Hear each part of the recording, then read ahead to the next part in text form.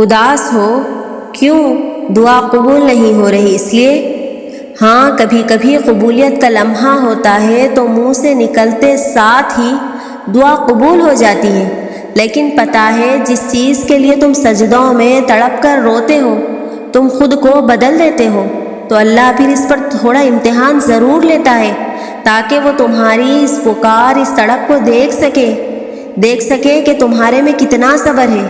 اور اگر تم صبر کرنا سیکھ جاؤ گے نا، اور اس بات پر یقین رکھو گے کہ وہ تمہیں ہر لمحہ دیکھ بھی رہا ہے، سن بھی رہا ہے، وہ تم سے غافل نہیں ہے، بس دعا بھی قبول نہ کر کے آزما رہا ہے، اور آزمائش کبھی بھی ہمیشہ کے لیے نہیں ہوتی، اور جب کوئی امید بھی نظر نہ آئے پھر بھی دعا کے لیے ہاتھ اٹھا رہے ہو کہ بس وہی ہے جو دے سکتا ہے، اس کے علاوہ بھلا اور کون ہے جو تمہاری دعائیں سن سکے، تمہاری مدد کر سکے، تمہاری تکلیف کو سمجھ سکے، تمہارے انتظار کی اذیت کو دیکھ سکے، تمہاری خاموش آنکھوں کو پڑھ سکے، تمہارے حلق میں پھنسے آنسو کو بھانپ سکے؟ تو پھر عرش سے آواز صرف کن کی آئے گی۔ انسان کا اللہ سے سب سے قریب ترین تعلق دعا کا ہے، اور جو رہتا ہی دل میں ہے اس سے اس دل کا پردہ کیسا؟ تو پھر اس سے مانگو، جو بھی چاہیے اس کے لیے اسے مناؤ۔ اگر وہ تمہیں اس مقام پر لے آیا ہے جہاں تم بے بسی سے جھولی پھیلائے اس کے روبرو کھڑے ہو، تو یقین رکھو کہ اس نے اس جھولی کو تمہاری چاہت سے بھرنے کا ارادہ باندھ رکھا ہے۔ اللہ تمہاری دعائیں رد نہیں کرتا، اور نہ وہ تمہاری صداؤں کو نظر انداز کرتا ہے۔ وہ خالق کائنات ہے، اس کے اپنے معاملات ہیں، اس کے قبولیت کے اپنے طریقے ہیں، اس کا کن فرمانے کا اپنا ایک منفرد انداز ہے، اس کے اپنے رنگ ہیں جس میں وہ انہی کو ڈھالتا ہے جو اس کی مصلحتوں پر اعتراض نہیں کرتے۔ اور وہ دعا جو منہ سے نکلتے ہی قبولیت کے مراحل میں داخل ہوتی ہے، وہ ٹوٹے ہوئے دل کی دعا ہے۔ بس پھر جو مانگ لیا جاتا ہے اس کی عطا میں دیری نہیں کی جاتی، پھر وہ شے بھلے ہی تمہارے نصیب کا حصہ نہ ہو۔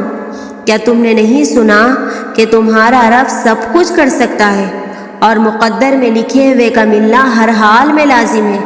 مگر دعائیں تو ناممکن کے لیے ہی ہوتی ہیں، ان کے لیے جو تمہارے مقدر کا حصہ نہیں ہوتے۔ تم کہتے ہو کہ جب وہ مقدر میں ہی نہیں تو پھر دعا کیوں مانگوں میں؟ تم یہ کیوں نہیں سوچتے کہ دینے والا مقدر سے اور تمہارے وسوسوں سے بہت بڑا ہے؟ کیا ہو اگر اللہ نے مقدر کا وہ حصہ نامکمل اس لیے رکھا ہو کہ تم اس خالی جگہ کو اپنی دعاؤں سے اپنی چاہت کے مطابق کرو گے؟ کیا ہو اگر وہی تمہارا نصیب ہو جس پر تم ہمت ہار بیٹھے ہو؟ صبر سے گزار کر وہ تمہارے یقین کا امتحان لیتا ہے، وہ تمہیں سزا نہیں دیتا، وہ تو بس تمہیں اپنے قریب کرنے کے لیے آزماتا ہے۔ اپنے رب کی رحمت سے کبھی مایوس نہ ہونا اے انسان، وہ رب تو تجھے 70 ماؤں سے زیادہ پیار کرتا ہے۔ گناہوں کو اپنے اوپر حاوی مت ہونے دینا، یہ سب شیطان کے وسوسے ہیں، وہ تو تمہیں تمہارے رب سے نا امید کرنا چاہتا ہے، کیونکہ وہ دشمن ہے تمہارا، تو تم جتنی بار بھی اس رب سے معافی مانگو گے وہ تمہیں معاف کر دے گا۔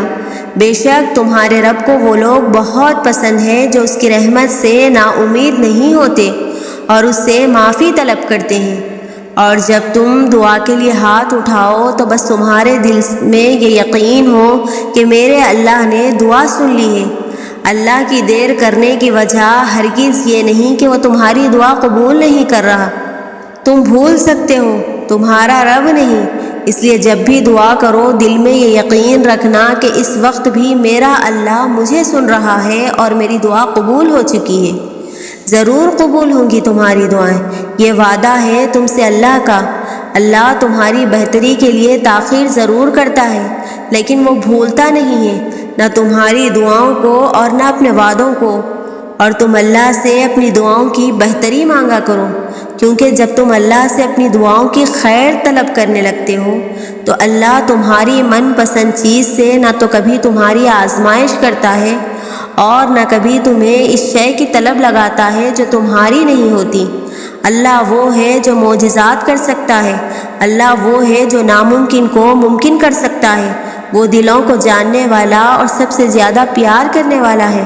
مایوس نہ ہو، وہی مشکلات آسان کر سکتا ہے۔ تم اسے عاجزی سے پکارو، وہی سننے والا ہے۔ یقین کے ساتھ دعا کریں، وہ جلد آپ کی دعا قبول کرنے والا ہے۔ حالات کی وجہ سے دعا کو ناممکن تو تم نے سمجھنا شروع کیا، جبکہ اللہ تو ناممکنات کا رب ہے۔ تو تم پھر ایک ممکن چیز مانگ رہے ہو۔ جو ناممکن چیزوں کو ممکن کر سکتا ہے تو وہ تمہاری دعا کو بھی ممکن بنانے پر قادر ہے۔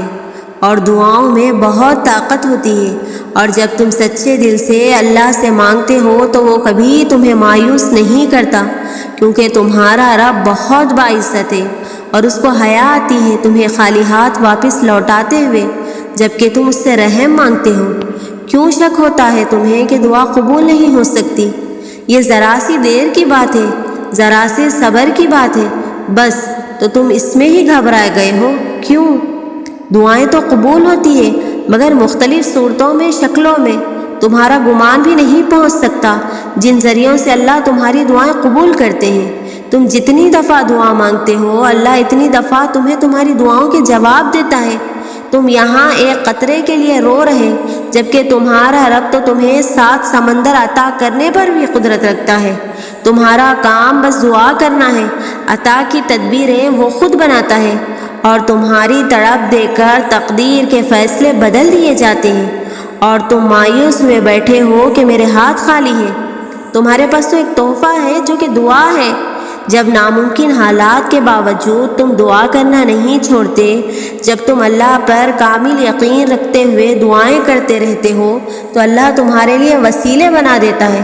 دل بے چین پر اسے ہی تو پکارا جاتا ہے، چین وہی پڑتا ہے۔ تم سناتے رہو گے تو وہ سنتا رہے گا، کرم کرتا رہے گا۔ امید نہ چھوڑنا کہ تمہارا بھی وہی رب ہے جو ہاجرہ کا تھا۔ اس نے ہاجرہ کو پیاسا نہیں رکھا، وہ تمہاری التجا بھی رد نہیں کرے گا۔ بے بس تم ہو، تمہارا رب نہیں۔ محتاج تم ہو، تمہارا رب نہیں۔ ناممکن تمہارے لیے ہے، تمہارے رب کے لیے نہیں۔ وہ تو ان دروازوں کو بھی کھول دیتا ہے جن پر تم دستک نہیں دیتے، پھر وہ ان دروازوں کو کیوں نہیں کھولے گا جن پر تمہارے مسلسل دستک کے نشان ہیں۔ اور جب دعا کے لیے ہاتھ اٹھاؤ تو یاد رکھو کہ تم جس سے دعا مانگ رہے ہو وہ مالک کن ہے، اور جب دعا کر رہے ہو تو یہ دھیان میں رکھنا کہ وہ المجیب ہے، یعنی دعاؤں کو قبول کرنے والا ہے۔ اور جب دعا مانگ لو تو یہ یقین رکھنا کہ دعا قبول ہونے والی ہے، کیونکہ وہ القادر ہے، یعنی ہر چیز پر قدرت رکھنے والا ہے۔